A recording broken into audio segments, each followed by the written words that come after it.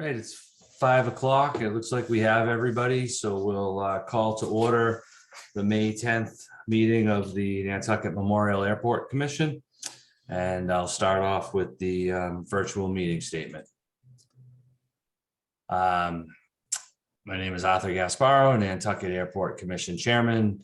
Welcome to the May 10th, 2020 Airport Commission meeting. This open meeting is being conducted remotely pursuant to Chapter 20 of the Acts of 2021. As a preliminary matter, permit me to confirm that all members and persons anticipated on the agenda are present and can hear me. Members, when I call your name, please respond in the affirmative. Ms. Topham?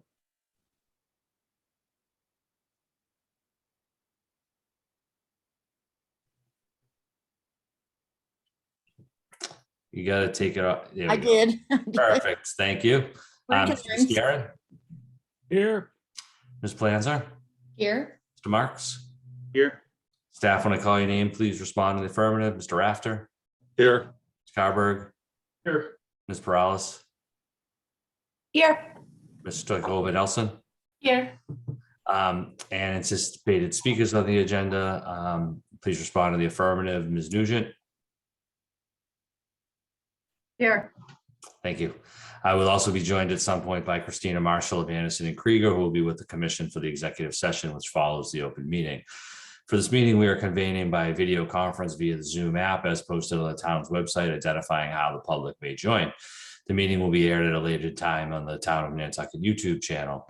Please note this meeting is being recorded. All attendees are participating by video conference. Accordingly, please be aware that other folks may be able to see you, and take care not to screen share your computer. Anything you broadcast may be captured by the recording. All supporting materials that are provided members of this body are available on the town's website unless otherwise noted. The public is encouraged to follow along using the posted agenda unless I note otherwise. We're now turning to the first item on the agenda. Before we do so, permit me to cover some ground rules for the effective and clear conduct of our business and to ensure accurate meeting minutes. I will introduce each speaker on the agenda. After they conclude their remarks, I'll go down the line of members, inviting each by name to provide any comment, questions, or motions. Please hold until your name is called. Further, please remember to mute your phone and computer when you're not speaking. Please remember to speak clearly in a way that helps generate accurate minutes. For any response, please wait till I yield the floor to you and state your name before speaking. If members wish to engage in a conversation with other members, please do so through the chair, taking care to identify yourself. For items with public comment, after members have spoken, I'll afford public comment to those members of the public that have joined the meeting via Zoom. Members of the public who wish to speak must state their names and be acknowledged by and speak through the chair. Members of the public wish to participate in the meeting must use their full name for Zoom access. If full names are not used, people will not be allowed to participate in discussion. The commission reserves the right to remove any member of the public from the meeting who doesn't use a full name or acts inappropriately. Finally, each vote taken at this meeting will be conducted by roll call vote, meetings being both audio and video recorded. And with that, we'll move on to item 2 to review and approve the agenda. Are there any questions, comments, or concerns regarding the agenda as published? Hearing none, we'll consider that adopted by unanimous consent. We have to review the draft meeting minutes for March 28th and April 12th. Are there any questions, comments, or concerns with those draft minutes? Hearing none, we would entertain a motion to adopt both sets of minutes. Mr. Chairman, Yes. I just would like to suggest that whoever places the motion is going to be voting on the motion. I know that the 328, some people weren't voting on because they weren't at the meeting. So it just didn't get confusing. Okay, thanks for that. Would somebody who was present at the meeting on the 28th be interested in making a motion to adopt the 2 sets of minutes? So moved. And is there a second? I'll second. Motion been made and seconded. Any further discussion? Hearing none. Ms. Planzer, how do you vote? Aye. Ms. Topham? I'm not sure I was at that meeting, so I'm abstaining. I know I wasn't at the April 14th. Okay. And Mr. Marks? Yeah, I don't believe I was there. That wasn't the weekly meeting, right? The 28th. I wasn't there either. Right. There's just 3 people there, if I'm not mistaken, right? Let me pull up the draft minutes here. That's what it looks like. Arthur Gasparo And Andrea and I were there. All right, so maybe the three of us should vote on the two sets of minutes then. Ms. Planzer, how do you vote? Aye. Mr. Buscarin? Aye. And chair votes aye. And then we have to ratify the warrants of 413 and 427. I'll make that motion. And is there a second? I'll second. Ms. Topham, how do you vote? Aye. Ms. Planzer? Aye. Mr. Marks? Aye. Mr. Buscarin? Aye. And chair votes aye. We'll now open it up to public comment for items that are not otherwise on the agenda. I don't see any members of the public on the participant list. So we'll move on. We have pending leases and contracts as set forth on Exhibit 1. I'll turn it over to Mr. Rafter. Thank you. The first two are airline lease agreements or non-signatory airline lease agreements. First is American Airlines for $30,751 plus landing fees, ramp fees, and other associated fees. The second is Delta Airlines for $19,707 plus the other associated fees. Next, we have is a contract with Northeast Rescue Systems for $49,568.77. And that's for the supplying 16 sets of firefighting gear. That's the PFAS-free gear.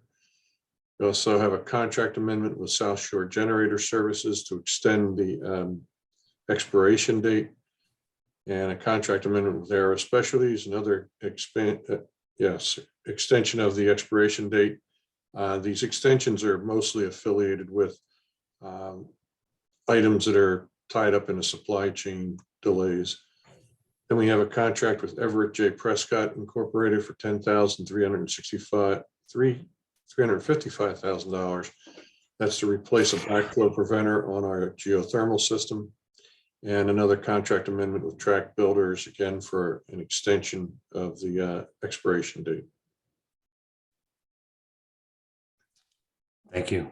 Are there any questions, comments, or concerns on any of the leases and contracts reviewed by Mr. Rafter? Excuse me, Mr. Chairman, sorry. Yes. I just wanted to let you know that the screen that you're sharing is not the most up-to-date exhibit number 1. Track Builders has been taken off pending. Okay, That thanks. was different, just so that that's kind of like said for the minutes. Yep. I had a question, please. Yes, Ms. Topham. Could you explain the contract with no, it's the next one.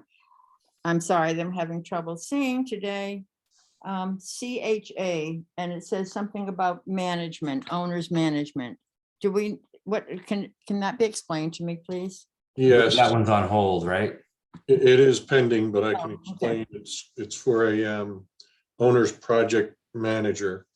The state of Massachusetts requires OPMs or owner project managers on certain projects that are over a certain dollar value. So we put together an RFP, we go out and we select it, and we've done that. And we're in negotiations for one and waiting for a price proposal for the other or something. So, Thank you. yeah. And I updated the screen to today's from yesterday's.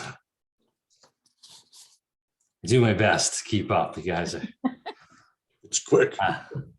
any further questions or a motion to approve the leases and contracts? I'll make that motion. And is there a second? I'll second. Motion's been made and seconded. Any further discussion? Hearing none. Ms. Topham, how do you vote? Aye. Ms. Planzer? Aye. Mr. Buscarin? Aye. Mr. Marks? Aye. The chair votes aye. Thank you. And with that, we'll move on to item 5, pending matters. The capital approval process and home rule petition, Mr. Rafter.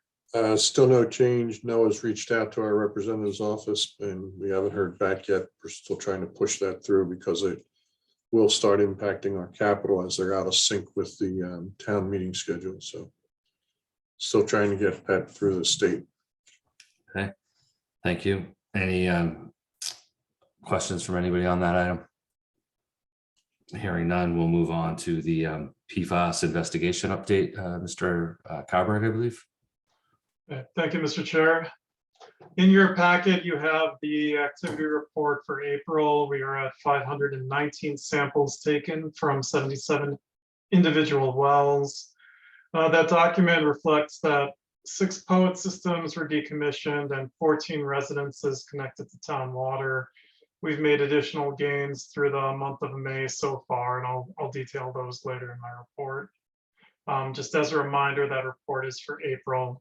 Some additional activity has taken place. For the most recent task order, which the commission signed last month, it was the amendment for ongoing sampling. Only 3 properties, I believe, were left to be it continues the phase 2 site characterization. Weston will be on site to take 28 groundwater, 36 soil samples with a third-party driller and associated airport oversight. That work will start the week of May 23rd. In your packet also is the interim commission report. This is the document we have Weston Solutions provide to us in lieu of the IRA updates when those updates move to the biannual schedule. This way you still receive a quarterly update on progress. Ms. Nugent is here to answer any difficult questions, but the highlights that I have for you: on Matacasham Valley Road, we were tracking 2 homes that were hovering below but near the relevant standards. As they came in, above the relevant numbers, we did go ahead and connect them at our LSP's recommendation to the water main. POETs were sampled and are performing per specification. We are also removing those POETs as we go through now. The fuel farm GAC system, during our routine testing, Weston found a unregulated compound that had broken through. They investigated and they determined the source of this to be a pumping rate issue that they addressed both through housekeeping and a part to reduce the flow rate and increase the contact time with the vessels. The follow-up sample has since tested clear, so the GAC system is functioning as it should. With that being said, are there any questions on the interim commission report, the document itself, that the commission would like myself or Ms. Nugent to answer? Any commissioners, any questions? Doesn't sound like it. Okay. So moving on to the water service project update. All homes for the water service project west of the airport, where town water had been available, they have all been connected, and we continue to review the items such as plantings, lawn restoration, driveway restoration, and take on any issues as they occur. We received an access agreement for a home on Novadear Way. This home was a holdout, but was eligible for sampling. That homeowner has now elected sampling, and we will take this on as it was an item in our IRA that we said we would do originally. Once we get the results, we'll look at what the next steps indicate. We'll probably have that information available next meeting. For the water main project on Matacasham Valley Road and west of the airport, there were 3 phases of work. I'm happy to report that all 50 lateral connections from the water main to the property edges have been completed. All 18 water service lines from the property edge to the residents have been completed. And 17 properties have had the interior plumbing conversions to town water completed. We now only have 2 homes left. These are 2 homes on 1 property for 1 property owner to connect. We believe that can be done by the end of this week if this wind will cooperate.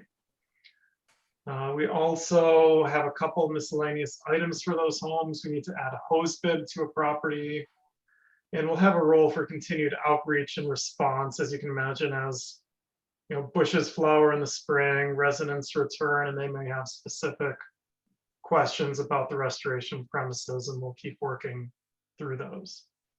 But that's certainly welcome news to be in this position where 2 homes on 1 property short of completing this work.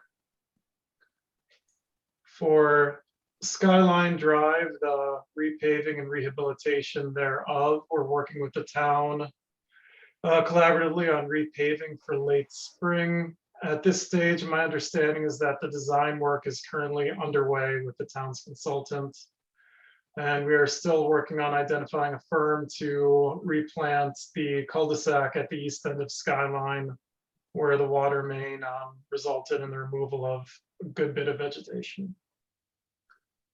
For public communication regarding discontinuing the water service, I've received no negative feedback, which is, it's nice and it's surprising given the warnings and the care that was advised that we should take on this by people who have done this previously. Our next step will be to notify Matacashan Valley Road residents. And then once we complete our last connection on the west side, we'll be notifying the group of homeowners on the west side in the Skyline, Webster, Monahonset, and Okeraw areas.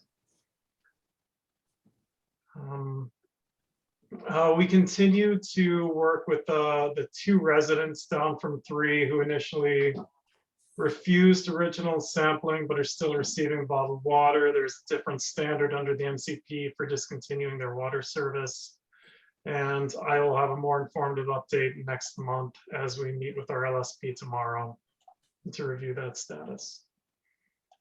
For general resident communication, we have a single resident who has expressed concern to us for the condition of their property following the water service installation. We've made contact, we've reviewed the site, and it really appears that the items they raised were not necessarily relevant to our work scope. I believe they came back after being away for the winter, and there were items that were not attributed to our work, and that seems to have reached a satisfactory conclusion for everyone. We also had a resident who reached out to us who ended up receiving their first water bill. The bill was around $77. The airport credit had not been processed. We've since addressed this. We regret the occurrence, but they will not have to pay this bill, and we will be communicating with them accordingly. And we've also had positive communication from 2 residents, one written, one verbally, thanking us for our speed and diligence in resolving the issue. So this was appreciated. So I have an item for you, my final item. It was a later handout, and I'm going to share my screen if you'll give me just a second for reference.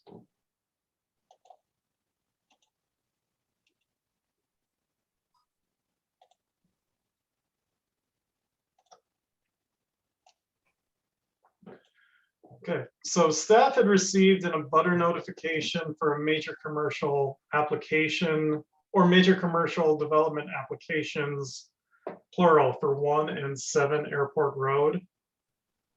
Is everyone seeing my screen? Yes. Okay, thank you.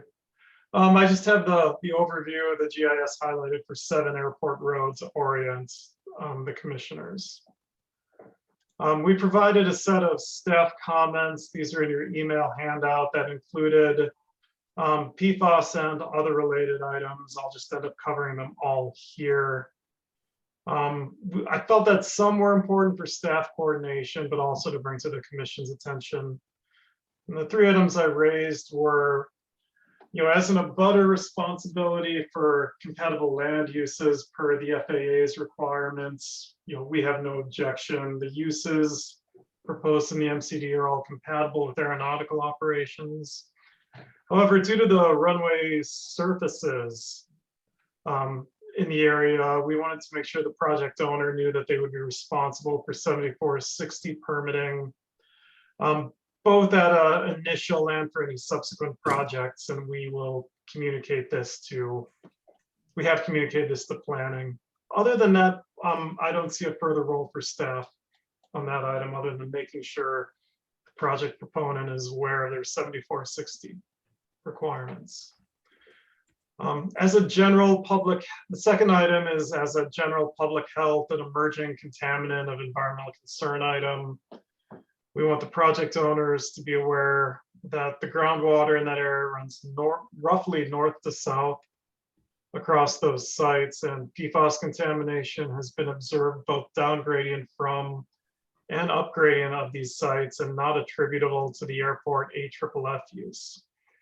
And this is me speaking. I believe our responsibility at this point is to really, as a good neighbor, reach out and ensure the abutter understands that they can find all of our study information, make informed decisions on their approach and build out. I don't think we're looking for the planning board to condition any certain approaches.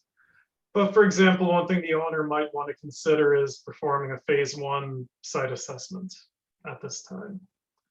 And then at a staff level, we felt it was appropriate to bring the applications to the commission's general attention. You know, previously the commission has discussed stormwater, aesthetic, traffic topics related to Statue Park and the intersection. So I believe this might be relevant for the commission to review and have the same opportunity. And, you know, noting that stormwater handling is also a potential item that could impact and overlap with our own MCP investigation. So I thought it would be relevant for comments.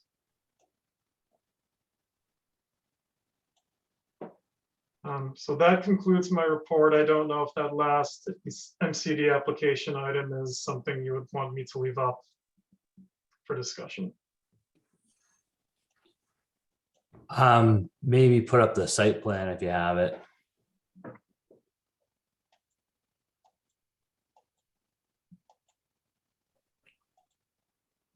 That's the southerly lot. Do any commissioners have any questions, comments, or wish to discuss any of the items presented by Mr. Carberg? I would add that the planning board discussed these two MCDs at their meeting last night, and the hearing was continued for additional information to the June meeting. So if you had any, if you felt like the commission either had any comments that we wanted to file that would be relevant, we could discuss those now, or you could also forward them to Mr. Rafter just for open discussion now. The several planning board members did, or at least a couple did, bring up the airport commission in terms of whether or not they would have any input in reviewing this, given the comment letter that they received. One of the items that came up was related to lighting, and the applicant's representative stated that there would be no exterior lighting at this site. And the planning board chair made a statement, I'm paraphrasing, but it would be along the lines that the approval would be conditioned so as to not allow that exterior lighting. There was a lot of discussion that had to do with the buffer and the fact that these lots are essentially at the one of the two gateways to the island, and that the screening be effective. So I guess the question that I think I would put to the commission is whether a request for effective screening versus screening that's been put in that may not be effective for some years' time, dependent upon vegetation growth, is something that the commission wishes to opine on or not.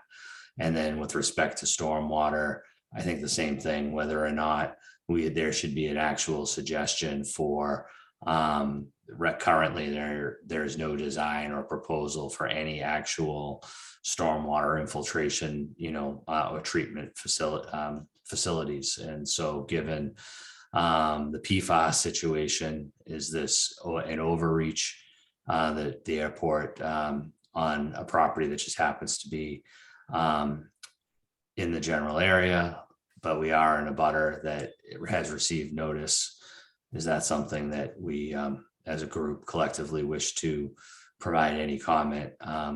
I would add that my personal feeling is along the same lines as stated by Mr. Carberg, that not, any real objection to the use as proposed, but in being sure that the screening is in fact effective to the, and I would define effective as meaning that the public can't, observe what is happening on the property from the public way.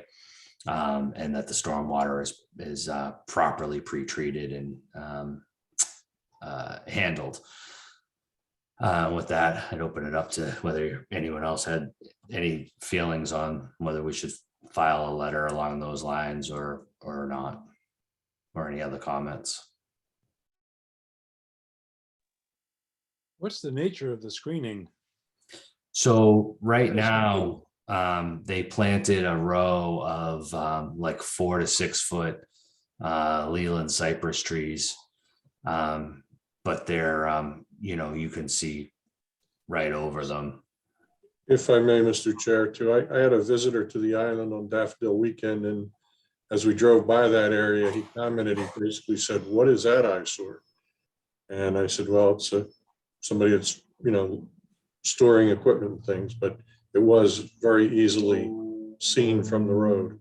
And to your other point about the drainage, I fully concur with that, because we've been told from one of our tenants that a lot of the runoff from the airport road runs into their property. And I believe the elevation of this corner property, or these two, are higher than the roadway. So I'd be concerned that the water would run down off of that and onto the road and continue more runoff into our tenant's property. So. Yeah, it is an ugly eyesore driving by there. I don't know that we could do much about it other than complain about the lack of protection. Well, I would offer that now, while there is a public permitting process that will result in a conditioned approval, is the time to speak up should you have any concerns. I don't know that it's so much complaining as trying to, it's a lot better to bring it up now than it is after a process has been closed. And as a butter that's been notified of the public hearing, it would seem to me that, it might make sense to provide a letter, with those requesting that those conditions, the planning board consider those conditions. I think they need to likely buy bigger trees, to tell you the truth, and maybe a staggered type of an approach, behind them, as opposed to a single line, and perhaps move the uses a little bit further off of the property line to allow that buffer zone. But most important, I think it's up to their as applicants, they can determine how to do that. But I would think that the suggested condition would be, that there shall be no visibility from the public way of the uses on the site other than through the driveway access. I agree entirely. I think they ought to have a second line of trees that are quite a bit higher than what they've got. And we ought to send them a letter to tell them that's our view. I would concur with that. Does anybody else have any thoughts or comments on the matter? Where are these near? I'm sorry to say that I can't find out. So this is right on the corner, Ms. Topham. I can also share a screen that has, there you go. Thank you, Mr. Carberg. So it's the two lots right opposite of Statue Park. And what didn't get mentioned at the planning board meeting is that these uses have all started without permits. So all of this stuff has occurred, and this is after the fact permitting, of the uses. But regardless, I'm not in any way advocating for any kind of a punitive approach, simply one that establishes to protect, the general interests of the airport in the area, that the screening is effective and the stormwater is, that there are detailed plans provided that, show how the stormwater will be handled, and plans with elevations that the stormwater won't flow out into the public way. The applicant's representative made a statement to the planning board that there was no need for elevations on a plan because it's flat. I understand that they've been doing that further into the property without permits later at night with lights and machinery going. So I don't know. I wasn't sure where exactly it was. Thank you. And I would concur that we should say whatever you had said, Mr. Casparo, Mr. Buscarin. Mr. If I- Buscarin, somebody, whatever you. If I may, Mr. Marks, yes. Mr. Chair. So I agree, we should ask for them to increase the screening. I mean, I do think they did make an effort there with the berm and then adding the Leyland cypress, which as we all know, will fill that all in. In the end, it'll take some time, I agree. And I do believe that part of that MCD, when I read through that, said that the town engineer already was asking for drainage, if I'm not mistaken. Is that not true? Yeah, that's the response letter from Mr. Pesci was to asking for more information, right? So my thought would be along the same lines. We would just be backing Yeah. that up. Yeah, so it looks like the town's addressing that as well, just saying, so. Hopefully I think there's a little crossover there based on watching the meeting between the applicant's representative.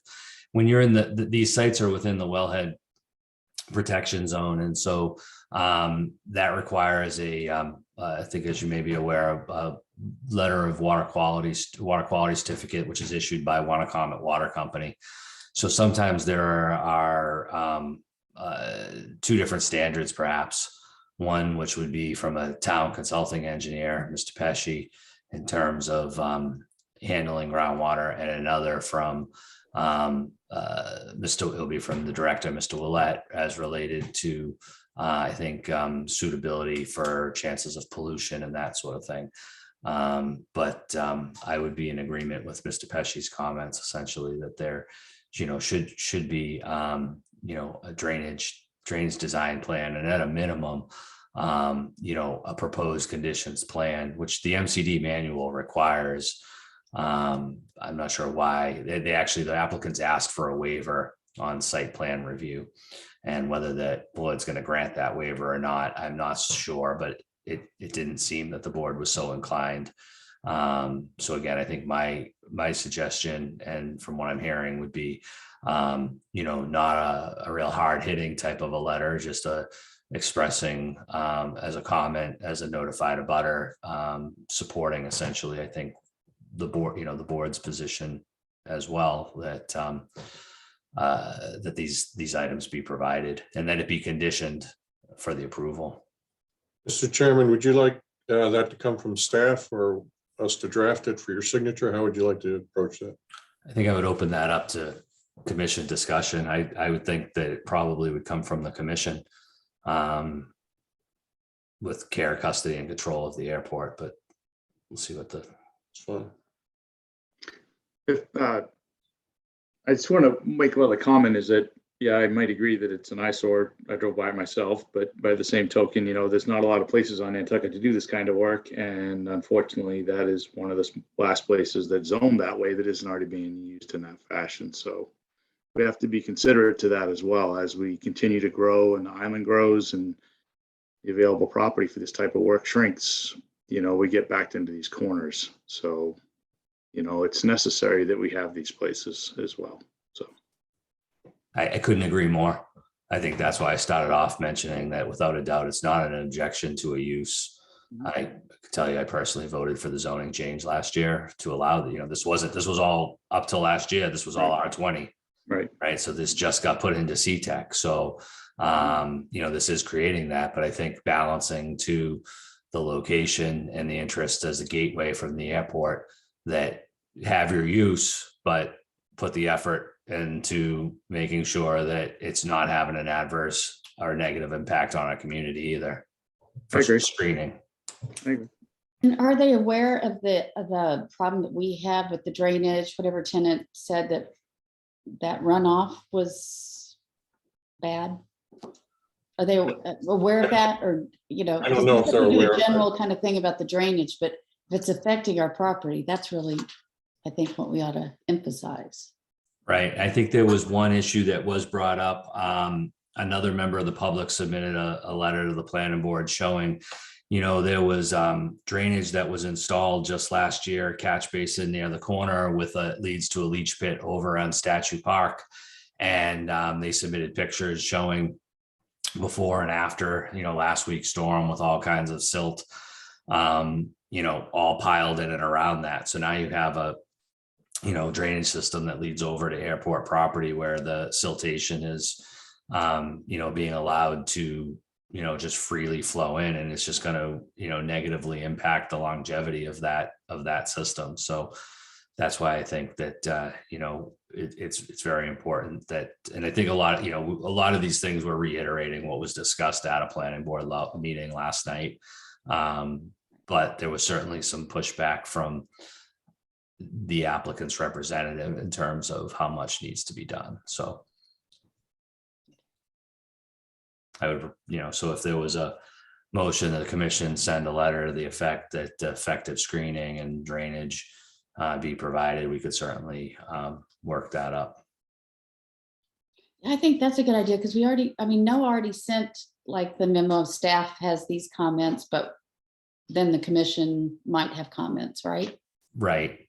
And that was part of the discussion at the planning board meeting last night, was with the, based on that, does the airport commission have any comments? And I think it would be fair to, reiterate staff and also take the position as Mr. Marks stated. And I think we probably all are in agreement. We're not opposed to them receiving a permit or their uses, which is understandably needed. Right. It's focusing on screening and drainage. Mr. Chair, Yes. am I correct in, did you say they did this without a permit in the beginning? That's my understanding, is this was unpermitted activity. Yeah. I don't think there's anything recorded, or I haven't seen any previous applications, but I don't think that wasn't mentioned last night. And I don't know that how much that matters so much in the way things Well, are done. It does matter to me that they seem to think that they can get away with this without getting a permit, when many people, like individuals, just go and they go through hoops and ladders to get a permit to do something.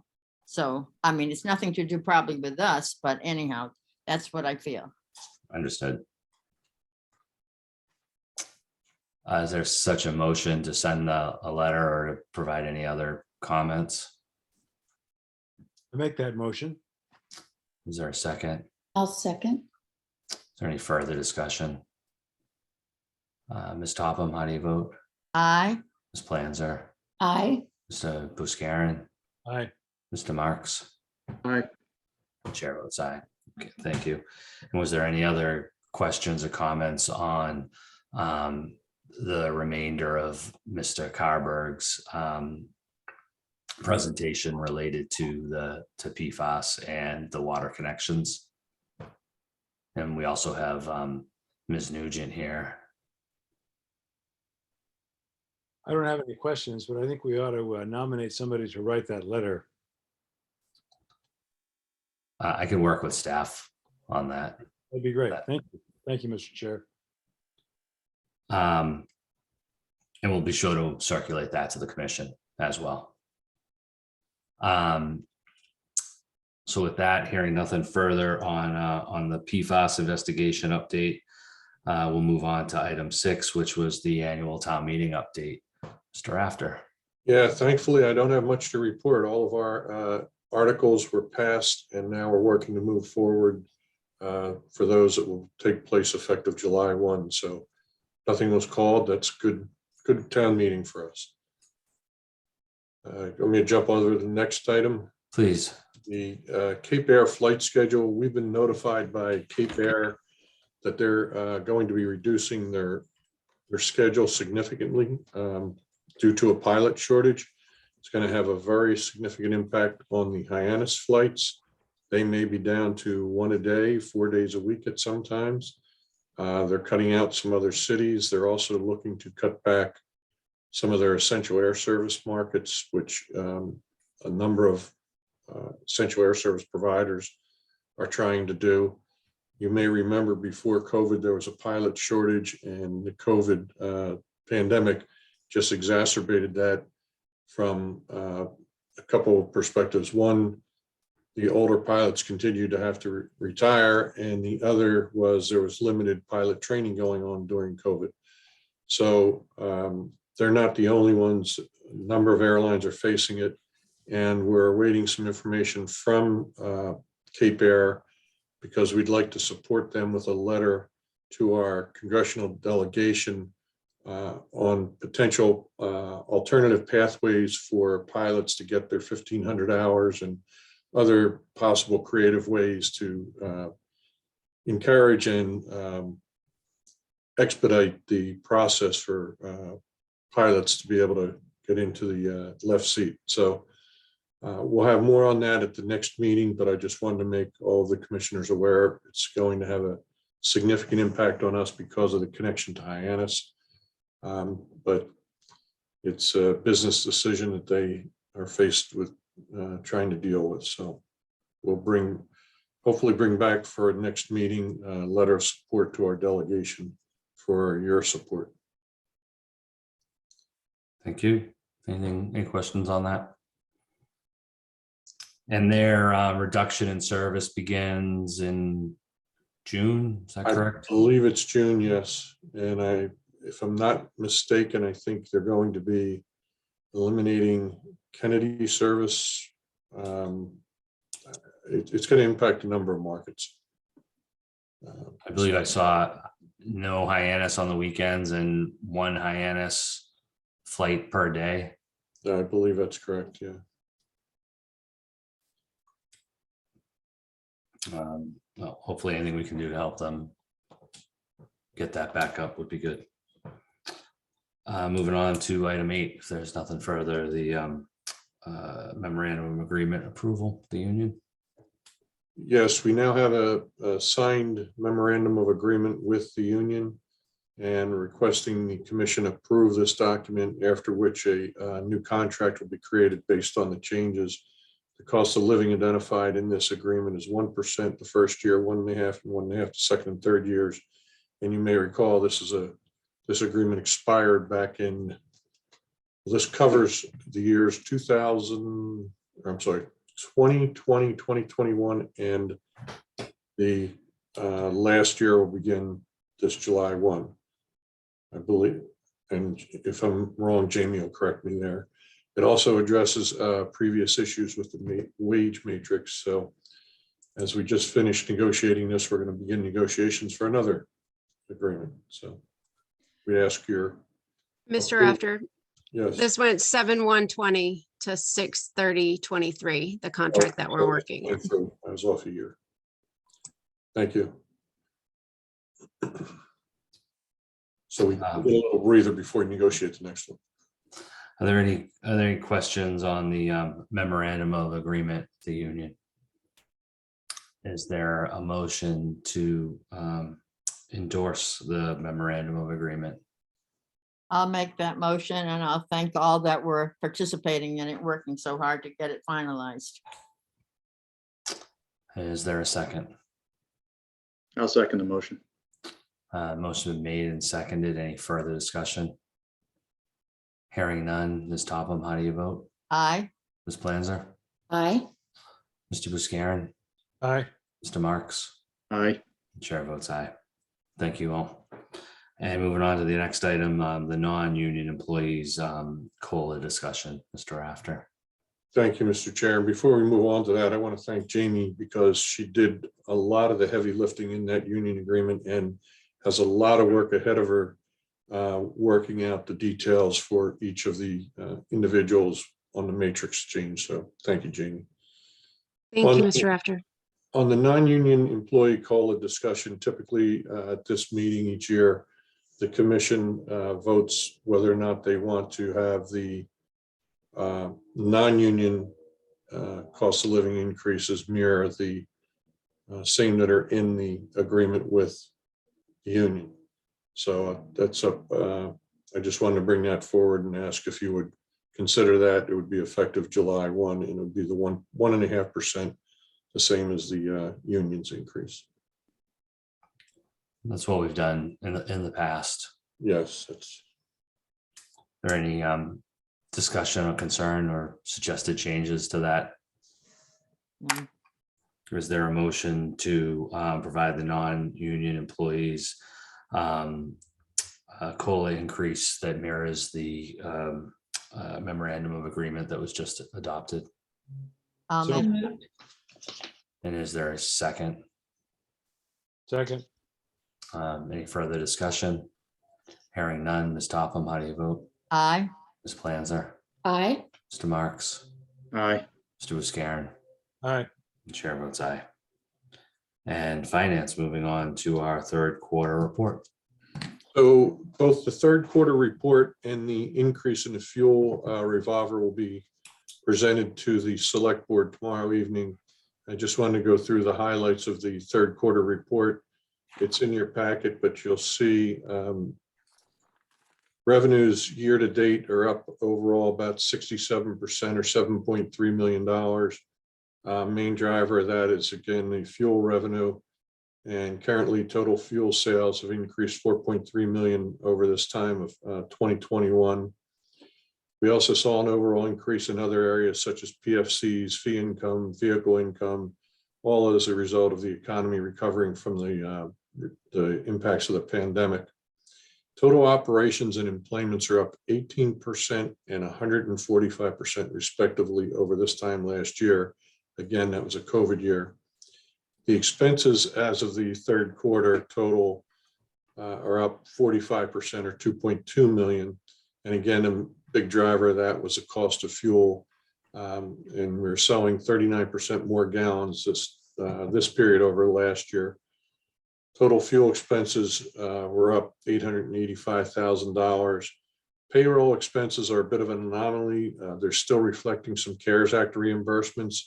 As of the third quarter of this year, the operating budget is showing 1.5 million in payroll expenses.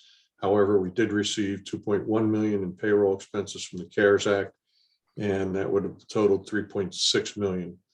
Last year, we also received CARES Act money of about 3.2 million. So the total was about 3.5. So payroll went from 3.5 to about 3.6 million. But overall, you can see in the summary page, our net earnings before the other sources is about $10 million. As we take out some of the fuel revolver and the transfer in from PFCs, our surplus is about 9.6 million compared to about 4 million last year. Now, as Jamie points out, we're going to have to take a chunk of that out in this quarter to pay for some fuel. But again, when we pay for fuel, that makes us some money, so that's a good thing. In any case, when we add that to the certified retained earnings, we're looking at a projected fund balance at the end of March of about $16.7 million. So all in all, again, very good work by Jamie and the finance team. We're in pretty good shape for the shape we're in, I guess. So. Anybody have any questions or comments on the finance presentation? Sounds good. When we move on to the manager's report, please. Okay, on the project side of the house, taxiway Echo continues. They have about 3 more weeks worth of work. The markings are scheduled for May 19th through the 25th. Security phase 2, we're in the process of closing that project out. Fuel farm rehabilitation, the work is complete. The farm's operational, and we're working through some challenges on removing the temporary tanks. They're having an issue with getting transportation off the island, but I think we've got that pretty much worked out. The crew quarters housing project, we had a meeting yesterday and to discuss some of the selection process. And I've directed McFarland Johnson to begin developing an RFQ to select an architect. And once that is drafted, we will we'll send it around for comments to the team. And there's some blanks that we're going to have to fill in terms of, you know, exactly what we're looking for. So we're going to begin that process. We can't go full speed ahead until July 1 because it was just recently appropriated at the town meeting. But we want to get that all teed up. The hangar development, Hangar Aviation, their 7460 from the FAA has been approved, and I heard the term 7460 earlier, and it dawned on me that maybe not everybody's familiar with the 7460 process. But what that is, it's a form that the FAA requires for any construction on or near an airport, and it goes through a number of lines of business with FAA to ensure that it's not creating any type of impedance or interference with aviation. So if you hear that, when we throw that 7460 number around, that's kind of what that is. So they got their okay and they're proceeding with construction. I project that's going to go up fairly quickly. We're still waiting on a report from the consultant on the terminal optimization. Taxiway grant, or taxiway golf rather, grant application's been submitted. And the bids have been received. We received 2 bids and they're currently under review. The non-standard geometry master plan update. There's a meeting that will be held Friday with FAA to discuss the scope and costs. They have some concerns with the scope and the cost, but you may recall that this scope was modified based on FAA's direction. So we want to remind them of that. And our consultant has done a very good job outlining all the entire chronological history and process of that. So on the RFP and bid side of the house, the maintenance contract for security should be going out shortly. The RFQ for the terminal, again, we selected CHA and we're developing a contract. We also selected CHA as the OPM for the housing project, and we're awaiting a fee proposal from them. The airfield electrical on-call bid has been awarded to Cobo Utility Construction, and the on-call HVAC oil geothermal bid has been awarded to ENE Systems. As I mentioned, taxiway golf, we received 2 bids, are under review. IT services are out for bid, or RFP rather, and the deadline for that is this Thursday. We're beginning development of an RFP for Sun Island Road parcels. And as we discussed earlier, their backflow replacement, there was a quote process for that, and thank you for awarding it. On the operations side of the house, we had our FAA certification last Wednesday and Thursday. It went very well with 2 minor discrepancies. One was a sign panel that was faded, and the other was a couple of employees that exceeded the 12-month iteration for some training. So we'll be correcting those. There are a number of recommendations that were made, and I'd like to give kudos to our entire staff. They did a phenomenal job. I'm not sure if you're aware of this, but the inspector, when they come in, can approach any employee and give them basically a verbal quiz right there and start asking questions. And he actually did that to one of our new employees, and they did a great job. The evening inspection was done by Addison Falconer, and he did a wonderful job as usual. So great work to our team. On the air service side of the house, JetBlue and United started service last week with limited service, JetBlue to Kennedy and United to Newark once a day.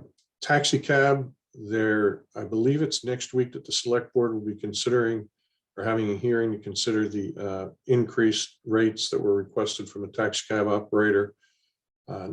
We have provided, or Noah prepared comments and provided them to the select board. They're in your packet.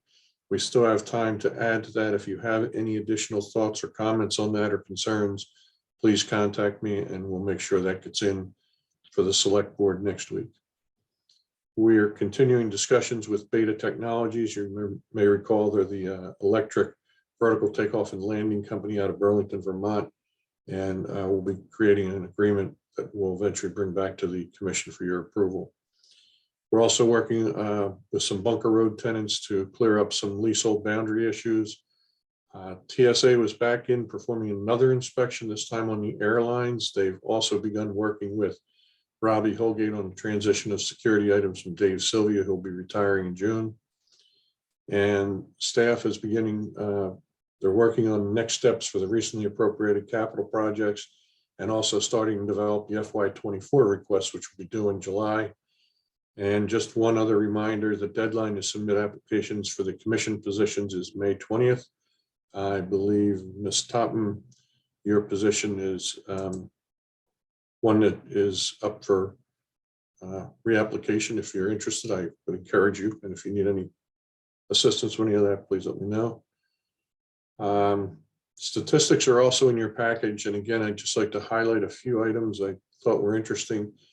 The New Bedford market saw a significant increase. It was 122 passengers in 1 month, or a 642% increase. Cape Air was up significantly, and Southern carried 60 passengers. Southern also carried 104 passengers at Providence. So that's helping them build their year-round service, and they're providing good connectivity through Providence on American Airlines. So that's good news.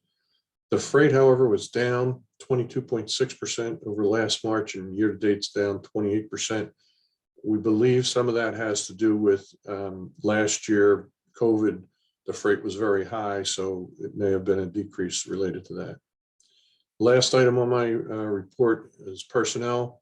We have hired a new maintenance 2, Ben Reppert, who will be joining our team. He was a seasonal, so he'll be coming full-time.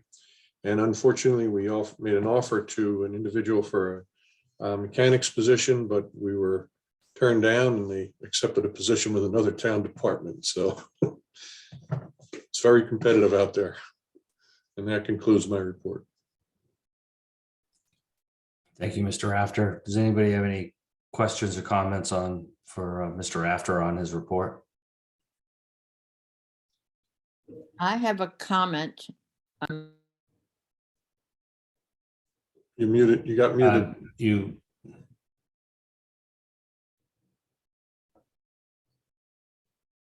Ms. Jeanette, Topham. you're still muted. I know. I'm sorry. They're done now. Yeah, Yep, you're good. we can hear you. I can't see the little symbol. I'm sorry, guys. Southern Airways is their airlines the planes are great, but they are the only one that goes to Providence from Nantucket, I found out last year. And they're very reasonable. And my granddaughter came from Texas and got that connection. And she said they are the best. So I'm just mentioning that as a compliment to Southern Airways. Thank you. I'll pass that on. Anybody else have any other comments on Mr. Rafter's report? Kudos on the inspection to your whole team. Really, that's quite an accomplishment. We'll move on to commissioners' comments. Does anyone have anything they'd like to bring up for a future agenda item or matter that was not anticipated? I would bring up one, which is I was asked on Friday if the commission wanted to try out the new trailer for meetings, and I thought that it was too late to having the agenda already published and whatnot. I guess the question would be, how does the commission feel if it is available for our meeting in June? Do we wish to go there, or do you want to stay on Zoom for another month and let the town and maybe some other boards potentially work out any kinks there? I could go either way on it personally, and I leave it to how you all feel. I don't know that they've had any meetings yet. I think I don't want to say getting baited, but. I'm sorry, Mr. Chair, did you say, is that available for a hybrid meeting or? Well, that's a good question. I know that was the intent. I didn't actually ask for the details. It was just whether or not we might want to try it out for this week. I thought it was too short of notice. And honestly, that's something that certainly, if your staff wants to work on that with town administration over the next couple of weeks and then circulate it to the commission. But I wanted to bring it up. And if anybody had a strong feeling on it, I believe we are allowed to stay on Zoom through June. I mean, I could be corrected on that, but that was my recollection. So if you want to stay on for one more month and then transition, or we could, if it is in fact available for a hybrid meeting, we could give that a try and go back to seeing each other. Mr. Chairman, Yeah, I believe, and I would need to double check the date, but I believe with the current order or whatever it's called from the state, that it goes through July 15th, right. which means that we would be able to be Zoom June and July if needed. And I just wanted to let the commission know that I will not be at the July meeting, so that it would be my preference not to do the first meeting without me there and Boyana on our own. Thanks. But we'll make whatever work. I mean, she's wonderful. We can do it if we need to. Thanks. Commissioners, how do you feel? You want to try the trailer out next month or stay on Zoom for another month? Let's stay on Zoom. Yeah, I'm happy to stay on Zoom myself, Martha. Okay. Ms. Planzer and Ms. Topham, you in agreement with that? Sure. I Okay. am.